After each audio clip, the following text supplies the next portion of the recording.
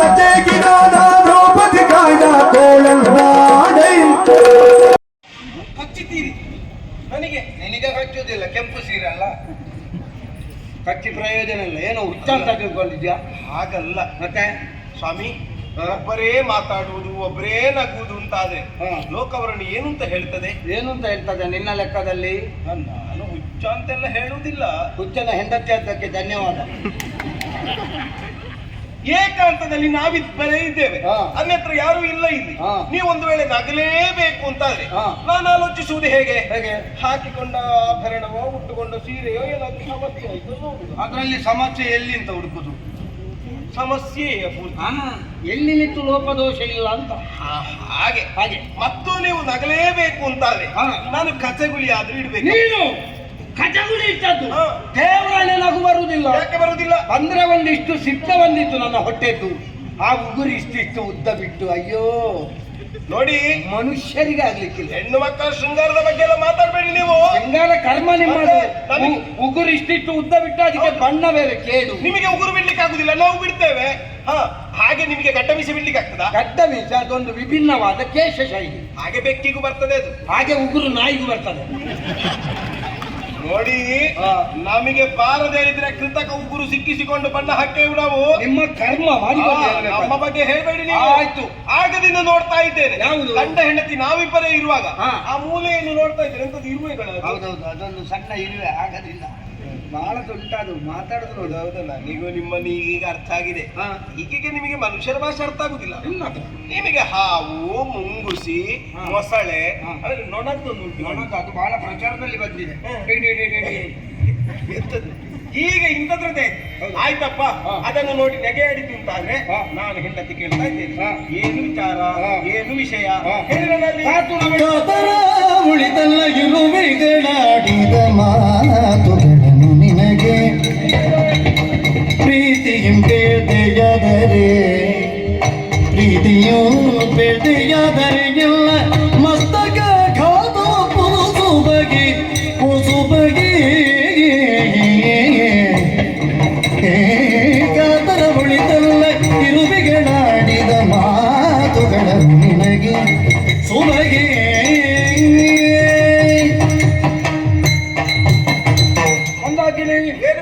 ಆತುರ, ಕಾತುರತೆ, ಕುತೂಹಲ ಶ್ರೀ ಸಹಜವಾದಂತಹ ವಾಂಚೆಯೇ ಅಹುದಾಗಿದ್ರು. ಯಾವುದೇ ಒಂದು ವಿಚಾರದ ಬಗ್ಗೆ ಅತಿಯಾಗಿ ಕುತೂಹಲ ತೋರುವುದು ತರವಲ್ಲ. ವಿಷಯವೊಂದನ್ನು ನಾವು ಪಡ್ಕೊಳ್ಬೇಕು ಅಂತಾದ್ರೆ ಕುತೂಹಲ ಅನ್ನೋದು ಇರ್ತದೆ. ಈಗ ನೀವು ವಿಷಯ ಹೇಳಿದ್ರಿ ಅಂತಾದ್ರೆ ಜೊತೆಯಲ್ಲಿ ನಗುವುದಲ್ಲ ಅನ್ನುವುದು ಅಷ್ಟೇ ನನ್ನ ವಿಷಯ. ಈಗ ಈ ವಿಷಯ ಹೌದು, ಹೇಳಬೇಕಾದಂತಹ ವಿಷಯ, ಹೇಳಲೇಬೇಕಾದ ಅನಿವಾರ್ಯತೆ ಇರ್ತಿದ್ರೆ ಇದಕ್ಕಿಂತ ಮೊದಲು ಹೇಳ್ತಿರ್ಲಿಲ್ವಾ? ಎಷ್ಟು ಸಮಯದಿಂದ ಗುಟ್ಟು ಮಾಡ್ತಾ ಇದ್ದೀರಿ ಅಂತ ಆಯ್ತು. ಈಗ ಅಲ್ಲ, ಕೆಲವು ಅನಿವಾರ್ಯ ಅಂತಾದ್ರೆ ಗುಟ್ಟು ಮಾಡ್ಲೇಬೇಕಲ್ಲ.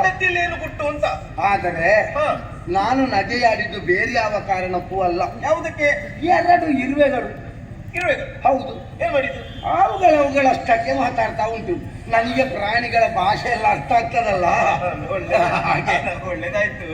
ಈಗ ನೀವು ಹೇಗೂ ಇರುವೆ ಮಾತಾಡಿದ್ದಕ್ಕೆ ನಗೆ ಆಡಿದ್ದಲ್ವ? ಹೌದು. ನನಗೆ ಸ್ವಲ್ಪ ಹೇಳಿ, ನಾನು ನಗೆ ಆಡ್ತೇನೆ. ಹೇಳುವುದಕ್ಕಾಗುವುದಿಲ್ಲ. ಯಾಕೆ ಆಗುವುದಿಲ್ಲ? ಆ ವಿದ್ಯೆ ಎನ್ನುವುದು ನನಗೆ ಗಾರ್ಜರಿಂದ ಬೋಧಿಸಲ್ಪಟ್ಟದ್ದು. ಸರಿಯಪ್ಪ. ಅವರ ಹೊತ್ತಿಗೆ ಒಂದು ಮಾತನ್ನು ಹೇಳಿದ್ದಾರೆ. ಏನಂತ?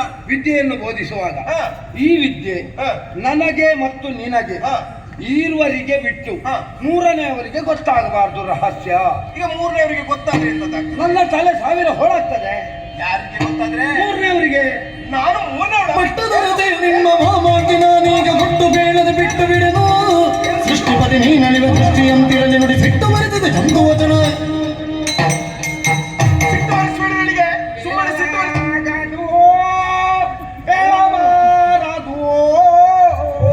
ದೇವ್ರೆ, ಒಂದು ಗಾರ್ಧಪ ಗಾಯನ ಉಂಟು ನಿಮ್ಮದ್ದು. ನಮ್ಮದೊಂದು ಕತ್ತೆಯ ಸಂಸಾರ.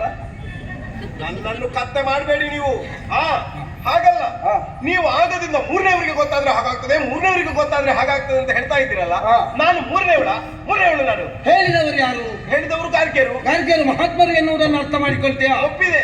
ಈಗ ಮಹಾತ್ಮರ ಮಾತಿನ ಮರ್ಮ ವ್ಯಕ್ತಿಯೊಬ್ಬರಿಗೆ ಅರ್ಥ ಆಗುವುದು ಯಾವಾಗ? ಕಥೆಯ ಅಂತ್ಯದಲ್ಲಿ. ಈ ಪ್ರಸಂಗ ಮುಗಿಯುವಲ್ಲಿವರೆಗೆ ಕಾಯಿ. ಅಲ್ಲಿವರೆಗೆ ಕಾಯ್ಲಿಕ್ಕೆ ಆಗುದಿಲ್ಲ. ಯಾಕೆ? ನೀವೇನು ನನ್ನನ್ನು ಸುಮ್ಮನೆ ನೀವು ಹಾಗೆಲ್ಲ ಹೇಳ್ಬೇಕಾದಿಲ್ಲ. ನನಗೂ ಗೊತ್ತಿದೆ, ನನಗೂ ಶಾಸ್ತ್ರ ಗೊತ್ತುಂಟು. ನಾನೇನು ಗೊತ್ತಿಲ್ಲದೆ ಇರುವುಳಲ್ಲ ನಾನು. ಅಲ್ಲ, ನೀನು ಯಾವಾಗಲೂ ಶಾಸ್ತ್ರ ಬಿಟ್ಟು ಮಾತಾಡುದಿಲ್ಲ. ಈಗ ಶಾಸ್ತ್ರ ವಾಕ್ಯವನ್ನೇ ಹೇಳ್ತೇನೆ. ಯಾವುದನ್ನು? ಒಬ್ಬ ಪುರುಷನಾದವನು ಪೂರ್ಣನಾಗುವುದು ಯಾವಾಗ? ಯಾವಾಗ? ವಿವಾಹಾದಿ ಸಂಸ್ಕಾರವಾದ ಬಳಿಕ. ಹೌದಾ? ಈಗ ಲೋಕದ ಒಂದು ಅರ್ಧನಾರೀಶ್ವರ ತತ್ವ ಅಂತ ಉಂಟು. ನನ್ನನ್ನೊಂದು ಪಾರ್ವತಿ ಅಂತ ತಿಳಿದ್ರೆ ಪಾರ್ವತಿಯ ಒಂದು ಅವಸ್ಥೆ ನಿಮ್ಮ ಈಶ್ವರಿಗಿಂತ ಆದೀತು.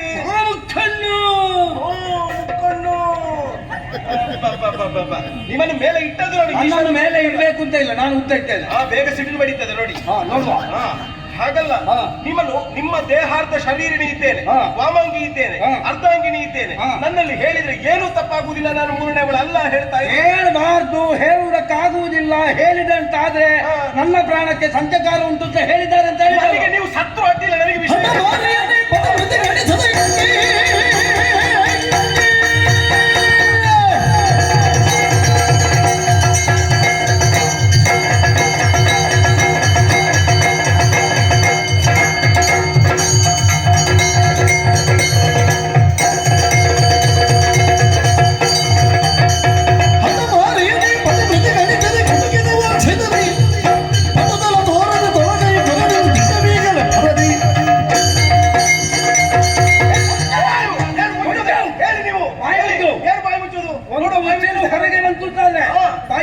ಹಲ್ಲೆಲ್ಲ ನಡೆದ ಮೇಲೆ ಇದ್ದಿತ್ತು. ನೋಡುವ, ನೀವು ಇದಕ್ಕಿಂತ ಮೊದಲು ಹಲ್ಲನ್ನು ಉದುರಿಸಿದ ಪೌರುಷ ತೋರಿಸಿ ನೋಡುವ. ನಾನು ಹೆಣ್ಣಾದವಳು ಗಂಡನ ಏಳಿಗೆಯ ಬಗ್ಗೆ, ಗಂಡನ ಪ್ರಾಣಕ್ಕೆ ಪ್ರಾಣದ ಬಗ್ಗೆ ಸದಾ ಜಾಗೃತವಾಗಿರ್ಬೇಕು. ಹೌದಪ್ಪ.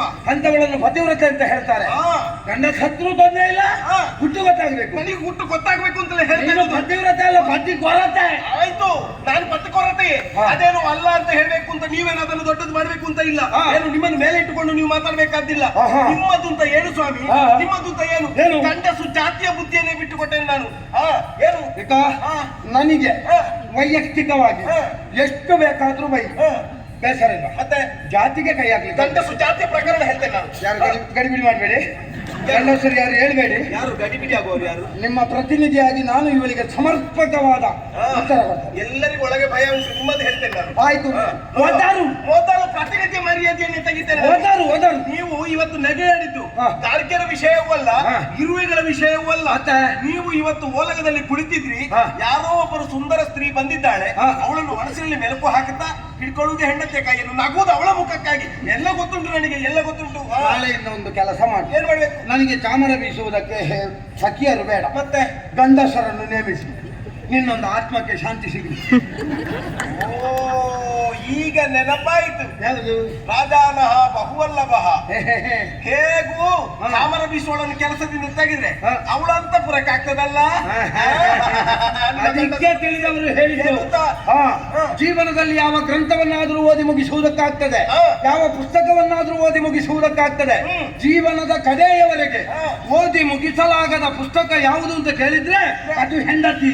ಅದರಲ್ಲಿ ಪ್ರಾಸ್ತಾವಿಕದಲ್ಲೇ ಇದ್ದೇನೆ ನಾನು ಇನ್ನು ಕೂಡ. ಅಷ್ಟು ಸುಲಭದಲ್ಲಿ ಮುಗಿಯುವುದಿಲ್ಲ. ಯಾವುದು ಮುಗಿಯುವುದಿಲ್ಲ? ಸುಲಭದಲ್ಲಿ ಮುಗಿಯುವುದಿಲ್ಲ. ಯಾಕೆ ಮುಗಿಯುವುದಿಲ್ಲ? ಹೆಂಡತಿ ಓದಿ ಮುಗಿಸಲಾಗದ ಪುಸ್ತಕ ಇರಬಹುದು, ಆದ್ರೆ ಗಂಡನಾಗಿ ಕೀಚಿದ ಪುಸ್ತಕ ಅಲ್ಲ. ಆಯ್ತಾ? ಕೀಚಿದ ಪುಸ್ತಕವನ್ನು ಏನ್ ಮಾಡ್ತಾರೆ? ಕೀಚಿದ ಪುಸ್ತಕ ಹರಿದು ಬಿಸಾಕ್ತಾರೆ. ಬಿಸಾಡು. ಎಂತದ್ದು ಬಿಸಾಡಿಗೆ? ಸಾಡು. ಬಿಸಾಡಿದ್ರೆ ನನಗೇನು ನಷ್ಟ ಇಲ್ಲ. ನಿನ್ನ ಸಿಂಧೂರ ಅಳಿಸಲ್ಪಡುವುದು, ಮತ್ತೆ ಬಣ್ಣ ಬಣ್ಣದ ಸಿಂಧೂರ ಇಡ್ಲಿಕ್ಕಿಲ್ಲ. ನಿಮಗೆ ಅದಕ್ಕೂ ಕಣ್ಣುಂಟು ಗೊತ್ತಾಯ್ತಲ್ಲ. ನಿನ್ನದುಂಟಲ್ಲ, ಮತ್ತೆ ನಿನ್ನ ಹೆಣ್ಣು ಜಾತಿಯ ಸ್ವಭಾವ ಏನುಂಟ? ಅಯ್ಯೋ ಹೆಣ್ಣು ಮಕ್ಕಳೇ, ನೀವು ಯಾರು ಗಡಿಬಿಡಿ ಆಗಬೇಡಿ, ನಾನು ಮಾತಾಡ್ತೇನೆ. ಆಯ್ತಾ? ಯಾರು ಗಡಿಬಿಡಿ ಆಗುವವರು ಯಾರು? ಮತ್ತೆ ಎಲ್ಲರಿಗೆ ಹೇಳ್ತೀರಿ ನೀವು. ಎಲ್ಲ ಸ್ವಭಾವತ ಹೆಣ್ಣು ಜಾತಿ ಅಂತ ಯಾವುದುಂಟೋ ನಿಮಗೆ ಅದರ ಸ್ವಭಾವ ಏನು ಅಂತ ನಮ್ಮ ಸ್ತ್ರೀಶಕ್ತಿಯ ಬಗ್ಗೆ ಗೊತ್ತಿಲ್ಲ ನಿಮಗೆ. ಸ್ತ್ರೀಶಕ್ತಿ ನಾವು ನೋಡಿದ್ದೇವೆ, ತುಂಬಾ ನೋಡಿದ್ದೇವೆ. ನಮಗೆ ಗೊತ್ತಿಲ್ಲ ಅದು ಸ್ತ್ರೀಶಕ್ತಿ ಯಾವುದು. ನಾನು ಹೇಳ್ತೇನೆ, ಗಂಡನ ಎದುರಿಗೆ ತನ್ನ ಮಾತು ನಿಲ್ಲುವುದಿಲ್ಲ ಅಂತ ಗೊತ್ತಾದಾಗ, ಗಂಡ ತಾನು ಹೇಳಿದ್ದನ್ನು ಕೇಳುವುದಿಲ್ಲ ಅಂತ ಅರ್ಥ ಆದಾಗ, ಗಂಡನ ಎದುರಿಗೆ ತನ್ನ ಕೈ ಸಾಗುವುದಿಲ್ಲ ಅಂತ ಗೊತ್ತಾದಾಗ, ನೀವೆಲ್ಲ ಉಪಯೋಗಿಸುವ ಬ್ರಹ್ಮಾಸ್ತ್ರ ಯಾವುದು ಗೊತ್ತುಂಟ? ಹೆಣ್ಣು ಜಾತಿಯ ಬ್ರಹ್ಮಾಸ್ತ್ರ ಗಂಡನನ್ನು ಮತ್ತೊಬ್ಬಾಕೆ ಹೆಣ್ಣಿನ ಜೊತೆಯಲ್ಲಿ ಕಟ್ಟಿಕೊಡುವುದು. ಇದ್ದದ್ದು ಹೇಳುದು ನಾವು, ಇದ್ದದ್ದು ಹೇಳುವುದು. ಒಂದು ದಿವಸ ಆದ್ರೂ ಹೆಂಡತಿ ಹತ್ರ ಸತ್ಯ ಹೇಳಿದ್ದೀರಾ ನೀವು? ಯಾರು ಸತ್ಯ? ಯಾರು? ನಾನು ಬಿಡು, ಯಾರಾದ್ರೂ ಸತ್ಯ ಹೇಳಿದವರು ಸಂಸಾರ ಮಾಡ್ಲಿಕ್ಕೆ ಉಂಟಾ? ಗೊತ್ತಾಯ್ತಾ? ಸಂಸಾರ ಮಾಡ್ಲಿಕ್ಕಿಲ್ಲ. ಅಯ್ಯೋ, ಮದುವೆಯಾದ ಆರಂಭದಿಂದ ಅಂತಃಪುರದಲ್ಲಿ ಒಂದು 25 ಸಲ ಕಾಲು ಹಿಡಿಯುವುದು, ನಾವು ನಂಬುದು ಸತ್ಯ ಹೇಳುವುದು ಇವರು ಅಂತ. ಎಲ್ಲ ನಿಮ್ಮದೆಲ್ಲ ಬುದ್ಧಿ ಗೊತ್ತುಂಟು. ಅದು ಹಾಗೆ ನಮ್ಮ ಕೆಲಸ ಆಗಬೇಕ, ಕಾರ್ಯವಾಸಿ ಕತ್ತೆ ಕಾಲು ಹಿಡಿಯುವುದು. ನಾವು ಕತ್ತೆ ಕತ್ತೆ ಬೇಡ ಬೇಡ ಬೇಡ ಏನು ಬೇಕು ಅಂತ ಹೇಳ್ಬೇಕಾಗಿಲ್ಲ.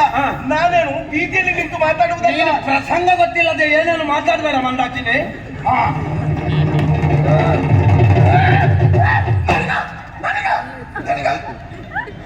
ನೋಡಿ ನಿಮ್ಮ ಮಂದಾಕಿನ ಬದಲಾಗುವುದು.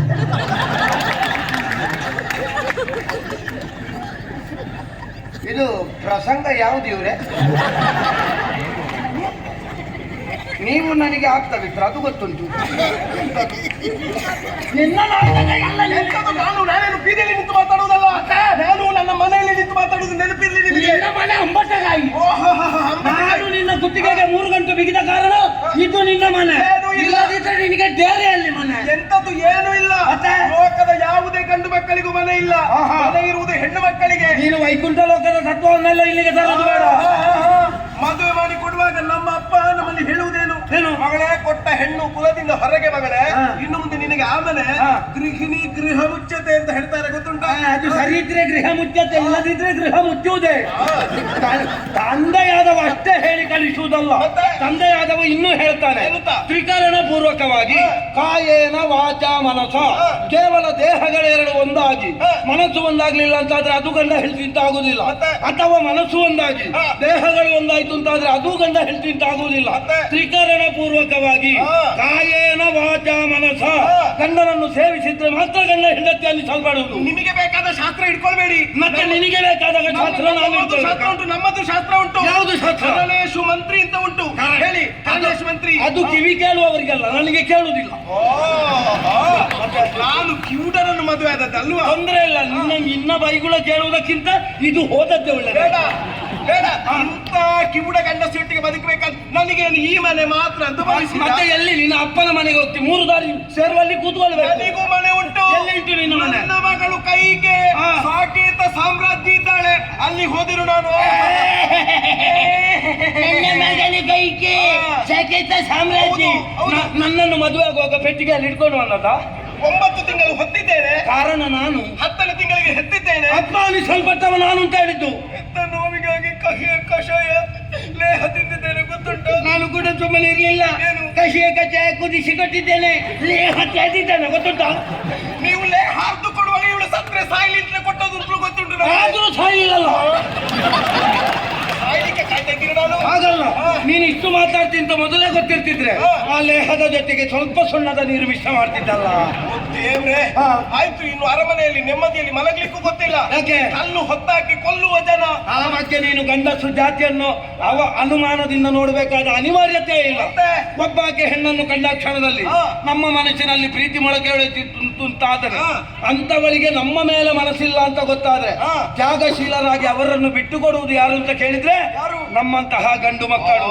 ಹೆಣ್ಣಾದವಳನ್ನು ಪ್ರೀತಿಸಿದ ಮೇಲೆ ಅವಳು ಮತ್ತೊಬ್ಬನನ್ನು ಮದುವೆ ಆಗ್ತಾಳೆ ಅಂತ ಗೊತ್ತಾದ್ರೆ ಸಾಕು, ಅವಳ ಸಂಸಾರದ ಸಮಸ್ಯೆಗೆ ನಾವು ಆ ಕಡೆ ತಲೆ ಹಾಕದೆ ಮಲಗುವಂತಹ ಒಂದು ಉದಾರಿಗಳು ಯಾರು ಅಂತ ಕೇಳಿದ್ರೆ ಅದು ಗಂಡಸು ಜಾತಿ. ಹಾಗೆ ಹೆಣ್ಣು ಮಕ್ಕಳಿಗೂ ಉಂಟಾಯ್ತಾ? ಗೊತ್ತುಂಟು ನನಗೆ. ಎಲ್ಲಿಯಾದ್ರೂ ಪ್ರೀತಿ ಬಿದ್ದು ಹೋಯ್ತು ಅಂತಾದ್ರೆ ಮದುವೆ ಆದ ಮೇಲೆ ನಮಗೆ ಹುಟ್ಟಿದ ಮಗುವಿಗೆ ಅದೇ ಹುಡುಗನ ಹೆಸರು ಇಡ್ತೇವೆ, ಗೊತ್ತುಂಟಾ? ಅದು ಅಷ್ಟೇ ಅಲ್ಲ, ಮದುವೆ ಬೇರೆ ನಿಶ್ಚಯ ಆಯ್ತು ಅಂತಾದ್ರೂ ಹೇಳ್ತಾರೆ ನನಗಿಂತ ಒಳ್ಳೆ ಹೆಣ್ಣು ನಿಮಗೆ ಸಿಗ್ತಾಳೆ. ಮತ್ತೆ ಒಳ್ಳೆ ಹೆಣ್ಣು ಸಿಗುದಿದ್ರೆ ಇವಳು ಪ್ರೀತಿ ಮಾಡಿದ್ರೆ ಯಾಕೆ ಇವಳ ಬಗ್ಗೆ ಹೋಯ್ತು.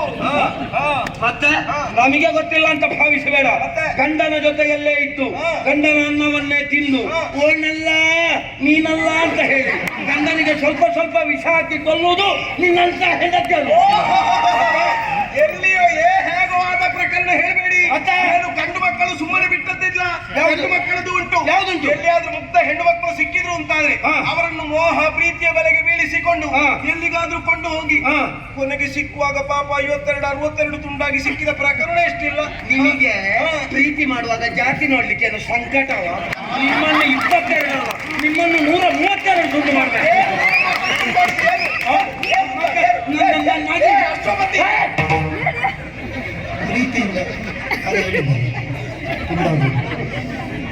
ಇಂದಿಗೆ ಒಂದು ಸತ್ಯ ಅರ್ಥ ಆಯ್ತು ಸ್ವಾಮಿ. ಮದುವೆಗಿಂತ ಮೊದಲು ಹೆಣ್ಣು ಮಕ್ಕಳು ಗಂಡಸಿನ ಹೆಸರು ಹೇಳ್ತಾರೆ ಅಂತ ಆದ್ರೆ ಅದು ದೇವರಾಣೆ ಪ್ರೀತಿಯಿಂದ ಅಲ್ಲ, ಮದುವೆ ಆದ್ಮೇಲೆ ಬೈಯುವುದಕ್ಕೆ ಅನುಕೂಲ ಆಗಬೇಕು ಅಂತ ಅಷ್ಟೇ. ಯಾರು ಕೂಡ ಪ್ರೀತಿ ಅಂತ ನಂಬಬೇಡಿ.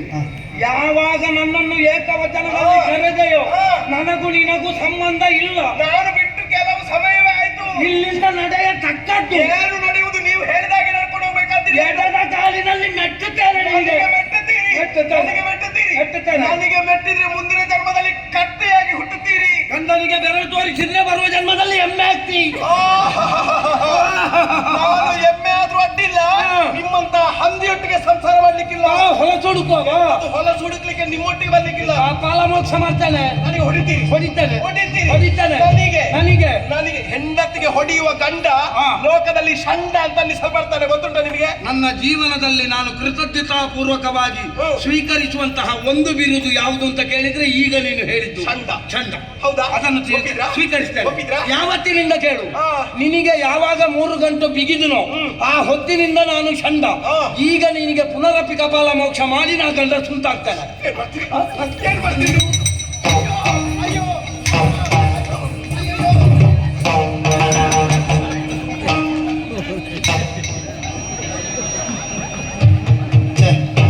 ಹೀಗಾಗಬಾರ್ದಿತ್ತು.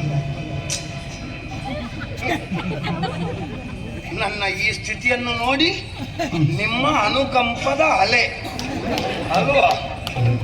ತೊಂದರೆ ಇಲ್ಲ ಸ್ವಾಮಿ, ನೀವು ಕೊಟ್ಟದ್ದನ್ನು ಸಾಲವನ್ನಾಗಿ ಇಟ್ಟುಕೊಳ್ತೇನೆ. ಅಂದ್ರೆ ಈಗ ಅಲ್ಲದಿದ್ರೆ ಇನ್ನೊಂದು 3-4 ವರ್ಷ ಕಳೆದು ಹೇಗೂ ನಿಮಗೆ ಮದುವೆ ಆಗುತ್ತದೆ. ಆದ ಮೇಲೆ ನಿಮ್ಮ ಮನೆಯಲ್ಲಿ ಇಷ್ಟೇ ಅಲ್ಲ, ಇದಕ್ಕಿಂತಲೂ ಹೆಚ್ಚು ಜಗಳ ಆಗುತ್ತದೆ. ಇಲ್ಲ ಇಲ್ಲ ನನ್ನ ಶಾಪ ನಿಮಗೆ. ಇಲ್ಲ. ನನ್ನದನ್ನು ನೋಡಿ ನಗೆ ಆಡಿದ್ರಲ್ಲ, ಇಲ್ಲ ಶಾಪ ಉಂಟು. ಇದಕ್ಕಿಂತ ಹೆಚ್ಚು ಜಗಳ ಆಗ್ತದೆ. ಆದಾಗ ನೀವು ಅದನ್ನು ನನ್ನಲ್ಲಿ ಭಿನ್ನವಿಸಿಕೊಂಡಾಗ ಇದನ್ನು ಬಡ್ಡಿ ಸಮೇತ ತೀರಿಸ್ತೇನೆ. ಯಾವುದಕ್ಕೂ ಒಂದು ಕೊರತೆ ಹಾಲು ಕುಡಿಬೇಕು. ಹಬ್ಬ ಗಂಡ ಸಾದೆ.